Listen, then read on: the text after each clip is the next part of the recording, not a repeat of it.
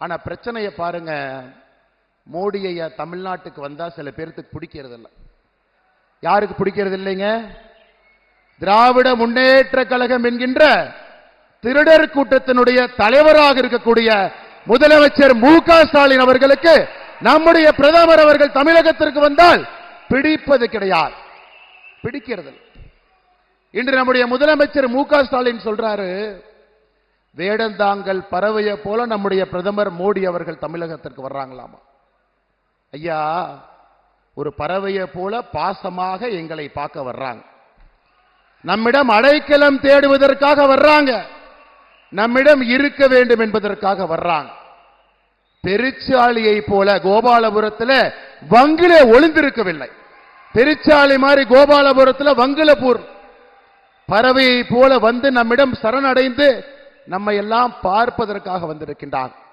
அதனால் நம்முடைய பாரத பிரதமர் நரேந்திர மோடி அவர்களை வேடந்தாங்கல் பறவை என்று சொன்னால் அதை நாங்கள் பெருமையாக எடுத்துக்கொள்கின்றோம். முதலமைச்சர் அவர்களை, உங்களை போல ஒரு குடும்பத்திற்காக, ஒரு மகனுக்காக, ஒரு மருமகனுக்காக, ஒரு மகளுக்காக வேலை செய்யலீங்களே. 142 கோடி இந்தியர்களுக்காக வேலை பார்க்கின்றார். இந்தியாவில் இருக்கக்கூடிய நீங்கள் எல்லோரும் கூட அவருடைய தம்பியாக, தங்கையாக, குழந்தையாக, பையனாக, பொன்னாக பார்க்கிறார். அதனால் அடிக்கடி தமிழகத்திற்கு வர்றாங்க. அவர் அடிக்கடி தமிழகத்திற்கு வர வேண்டிய கட்டாயம் தமிழகத்தில் முதலமைச்சருடைய செயல்பாடு என்பதே இல்லை. பொம்மையாக ஒரு முதலமைச்சர் உட்கார்ந்து இருக்கார். தலை இங்க திருப்பினா தலையை திருப்புறாரு, தலை அங்க திருப்பினா தலையை திருப்புறார். தென் தமிழகத்திலே வெள்ளம் வந்தால் டெல்லியில மீட்டிங் போடுறார். சென்னையில வெள்ளம் வந்தா 4 நாள் கழிச்சு கிளவ் போட்டுட்டு வெளியே வர்றார். இது போன்ற தமிழகத்தினுடைய அரசியல் வரலாற்றில் செயல்படாத ஒரு அரசு இருக்கிறது என்றால் முதல் தங்கப்பதக்கம் திராவிட முன்னேற்ற கழகத்தினுடைய இந்த அரசு கொடுக்கணும். 70 ஆண்டு கால அரசியல் வரலாற்றில் இது போன்ற ஒரு மோசமான ஆட்சியை பார்த்தது. மகளிர்களும் தாய்மார்களும் கொதித்து நின்று கொண்டிருக்கின்றார்.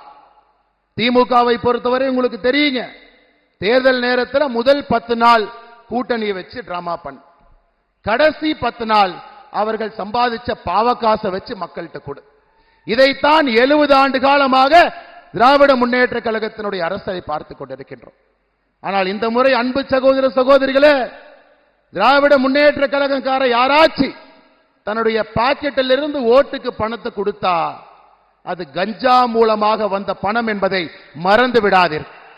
உங்களுடைய குழந்தையினுடைய எதிர்காலத்தை உறிஞ்ச போகின்ற பணம் என்பதை மறந்து விடாதீர்கள்.